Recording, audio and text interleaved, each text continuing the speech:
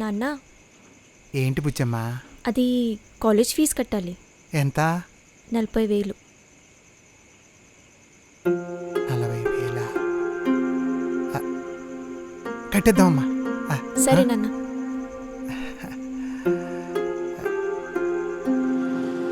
ఆయనకి వాళ్ళ అమ్మాయి అంటే చాలా ఇష్టం మేడం.